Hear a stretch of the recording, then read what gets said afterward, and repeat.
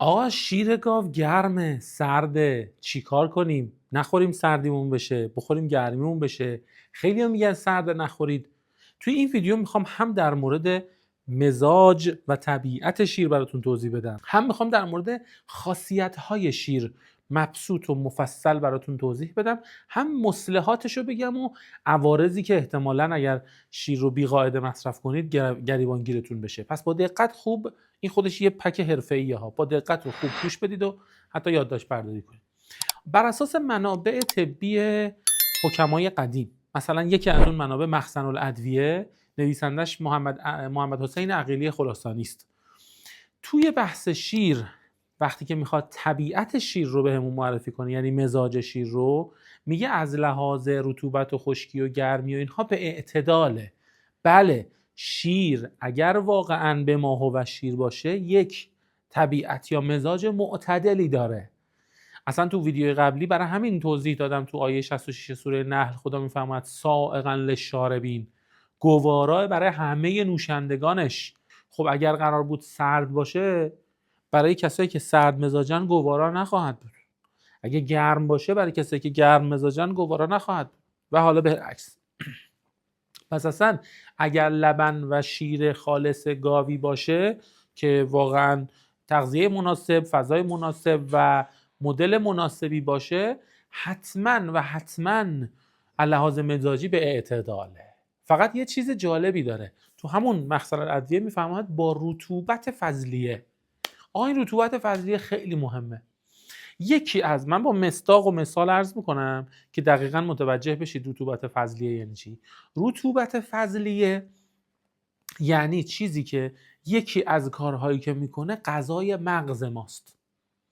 یعنی اون رطوبت فضلیه است که میاد مغز رو مانع از خشک شدنش میشه. همین گوشی و لپتاپ و تبلتی که دست شما هست و دست همه هست، امواج و تشعشعاتش کاری میکنه که مغز خشک بشه و اون رطوبت فضلیه جناب شیر کمک میکنه که اتفاقا اون خشکی شکسته بشه و به یه تعادل و توازنی برسه.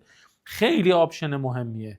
الان همین رطوبت فضلیه میتونه کاری بکنه که اون انعقاد نطفه‌ای که خیلی‌ها مشکل دارن، حالا چه اسپرم چه تخمک دچار به هم ریختگیه، کامل و تکمیل بشه و بتونه یک فرزندآوری و این عدم باروری تبدیل به باروری بشه، فرزندآوری خوب شکل بگیره.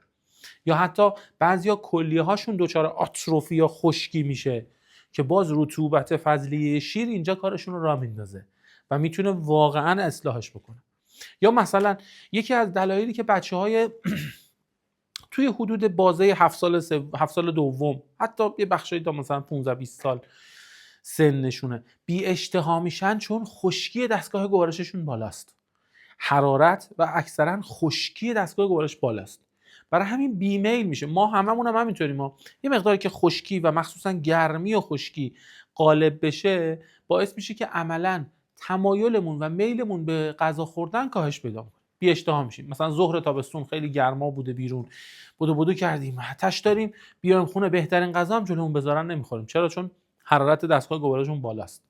حالا شیر با اون رطوبت فضلیه برای این بچه هایی که بی اشتها هستن، که از خشکی معده بی اشتها شدن، فوق العاده است. قدیما مادرها میخواستن این کار، یعنی این مشکل بی اشتهای بچه ها رو حل بکنن، می اومدن شیر رو با یه چیزی مخلوط میکردن که تو معده بچه خود بیشتر بمونه، که اون خشکی دستگاه گوارش بچه رو بگیره، بعد بچه تمایلش به غذا بیشتر بشه. لذا اینجا بود که فرنی اختراع شد. لذا اینجا بود که شیر برنج اختراع شد. لذا اینجا بود که مثلا یه چیزی مثل تیلیت نون سبوسدار تو شیر اختراع شد. و حالا الا ماشاءالله غذاهایی که با شیر فراوری میشد که میومد تو معده میمون، یه رطوبت بخشی رو به معده میداد، باعث میشه که بی اشتهایی بچه‌ها و حالا حتی سن مختلف از بین بره. حالا بعضی هم هستن شیمی درمانی میکنن یا مثلا دوره بیماری طولانی رو میگذرونن، بعد عملا بعد از اینکه شیمی درمانیشون تموم میشه یا دوره بیماری میگذرونن، هنوز اون بی اشتهایی هست.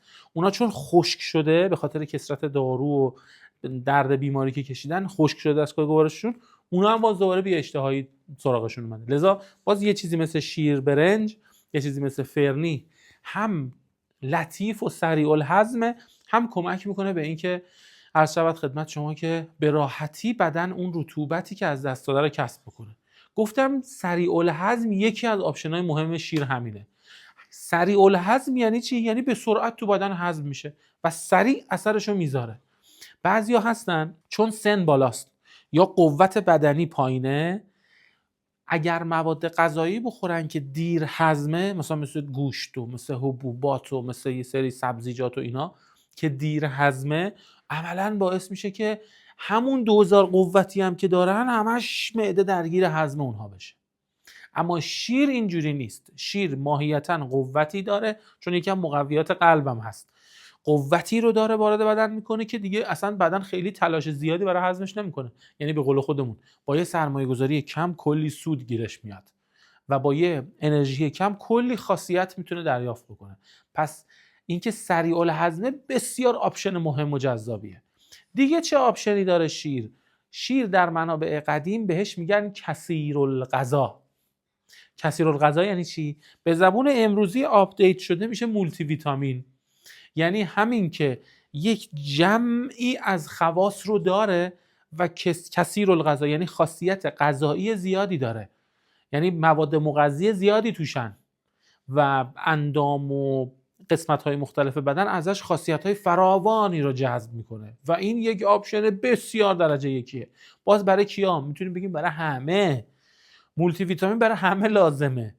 لذا شیر یکی از درمانهای عمومی است، یکی از غذا داروهای عمومی است، هم در منابع رواییمون چقدر پیغمبر و اهل بیت توصیه کردن به مصرف شیر و هم در منابع طبی و لحاظ عقلانی هم مورد نیاز بدنه. تازه توی رفرنس های پزشکی و علوم تغذیه رایج هم شیر جایگاه بسیار بالایی داره. پس شیر سالم، طبیعی، درست حسابی خاصیت های عجیب و غریبی داره. دیگه چه خاصیتی داره؟ رفع انسداد میکنه. رفع انسداد یعنی چی؟ یعنی گرفتگی ها رو برطرف میکنه. یه چیزی که همه تجربه کردید، بعضیا تا یه ذره گلو درد میگیرن، یه ذره نفس تنگی میگیرن، سری میرن یه شیر میگیرن، یه خود گرمش میکنن، روش عسل میریزن، شیر و عسل رو میخورن، نفسشون باز میشه، سرفه های خشکشون برطرف میشه. این خیلی عالیه. اصلا یکی از راههای درمان سرفه های خشک، تنگی نفس، همین کاریه که الان هم گفتم. یعنی شیر و عسل ترکیب میشه با هم دیگه، مصرف میشه، سرفه خشک اصلاح میشه. حالا توی یه ذره کتیرا بریزین یا یه ذره مثلا روغن بادوم شیرین بریزین یا یه ذره کره حیوانی گاوی توش حل کنید، فوق العاده است. اصلا یه لینت بخش معرکه‌ایه. همین ترکیب شیر و یا روغن بادوم شیرین یا روغن گاوی و یه کمی عسل یا نیشکر، شکر نیشکر، یه ترکیب اصطلاح امروزی کلاژن ساز یا یه ترکیب فوق العاده است برای پوست. خوردنش ها نمیخواد بمالن، البته همینم میشه مالید، یه خود غلیظ تر بشه میشه مالید، ولی کلا خوردنش میتونه کمک بکنه به اینکه پوست نرم و لطیفی داشته باشیم. خیلی ها هی دستاشون خشک میشه، صورتشون خشک میشه، مخصوصا تو فصلهای خشک مثل پاییز و تابستون و یا بعضن تو زمستون یه ذره خشک میشه، میتونن مصرف اینو یه ذره دوزشو بیشتر بکنن، خلاص به همین آپشنال، به همین قدرت و به همین کیفیت. پس یکی از انسدادها ریه است که اونجوری حلش میکنه. یکی از انسدادها یبوسته که واقعا میتونه حلش بکنه شیر و عسل یا شیر و نیشکر، یا الا ماشاءالله انسدادهایی که میتونه توی عروق به وجود بیاد و میتونه حلش بکنه. و یه آپشن مهمی هم که جالبه تو منابع طبی بهش اشاره شده اینه که شیر تریاق سمومه. تریاق یعنی چی؟ یعنی پادزهر. سموم هم که سم دیگه. یادتونه و شنیدید همتون که زمانی که امیرالمومنین شمشیر زهرآلود ابن ملجم به فرقش خورد، یتیما و فقرای کوفه پشت در خونه حضرت صف کشیدن، همشون با یه کاسه و یه ظرف شیر اومدن به عیادت امیرالمومنین، چون میدونستن مولا مسموم شده به وسیله اون شمشیر. شیر آورده بودن. شیر ماهیتاً ضد سم. اگه کسی مسموم میشه، حالا چیزی که هممون داریم الان مسموم میشیم، آلودگی هواست. تو شهرها و زندگی‌های صنعتی که همه مستمرن دارن هوای آلوده استنشاق میکنن، شیر یه جایگاه خیلی مهمی داره و مصرف شیر طبیعی درست حسابی، مخصوصا با مصلحاتش که حالا انتهای بحثم مصلحاتش رو خواهم گفت، مصلحاتش خیلی آپشنال میتونه سمومی که تو بدن وجود داره رو اصلاح بکنه. یه نکته آخرام بگم بعد مصلحات رو بگم. آقا شیر مضرات هم داره، پرهیزات و حواس جمعی و ممنوعات هم داره؟ میگم بله ممنوعات داره. ممنوعاتش چیه؟ مضرات و ممنوعات شیر اینه که ببینید تو منابع اومده که سریع الاستحاله به خلط قالبه. الان به توضیح میدم. بعضیا هست، اینو با یه مثال توضیح میدم سریع الاستحاله به خلط قالب یعنی چی. بعضیا هستن تو بدنشون مثلا سودا بالاست یعنی چی؟ یعنی مثلا دچار خشکی مفاصل شدن، تو فصلهای سرد مفصلاشون خشک میشه، صاف میشه، خم میشه صاف نمیشه، صاف میشه خم نمیشه. یا مثلا شروع میکنه این دور چشمشون تیره شدن و سیاه شدن، یا موهاشون شروع میکنه خشک شدن، آستانه تحملشون میاد پایین، سر صدا اذیتشون میکنه، آروم آروم احساس میکنه که دهنش صبح پا میشه مزه شور داره میده، یه ذره مزه شوری داره تو دهنش میاد. آروم آروم احساس میکنه که شکمش چقدر با فاصله داره کار میکنه، مثلا قبلا روزی 1-2 بار کار میکرد، الان 3-4 روز یه بار کار میکنه. و اینا نشون دهنده کسیه که سودا یعنی سردی و خشکی تو بدنش بالاست. خب اگه کسی سردی و خشکی اینجوری تو بدنش بالا باشه، شیر که وارد این بدن بشه سریع استحاله میشه به این خلط قالب تو بدنش. یعنی این شیری که معتدل بود چون سودا تو این بدن بالاست میاد و این سودای فاسد تو بدن رو زیادترش میکنه. پس این عارضه است. بله اگر یه وقت کسی یه خلط یا مثلا یه سودا، صفرا، بلغم، دم، اینا نیاز به آموزش دیدن داره ها. حتما باید برید دوره‌های آموزشی طبی و سلامت رو ببینید تا متوجه منظورم از این عبارات ها بشید اگر هیچ آشنایی ندارید. ولی کلا میخوام بگم اگه کسی خلط قالبی داشته باشه، شیر سریعا استحاله میشه و تغییر پیدا میکنه به اون چیزی که قالب تو بدن. حالا اگه فاسد باشه چی؟ بله قالب میشه و به فسادش اضافه تر میشه. پس اگه کسی بی قاعده، بی حساب کتاب، بدون مصلحات، بدون دقت نظر روی نحوه مصرف همینجوری دیگه شیر خوبه بخور سائغا للشاربین همینجوری بی قاعده بخوره، اون وقتی که عوارض وحشتناکی رو مبتلا به خواهد شد. پس باید حتما با مصلحاتش و با حساب کتاب باشه. مصلحاتش چیه؟ مصلحات شیر بنابر منابع طبی عسل است و شکر نیشکر.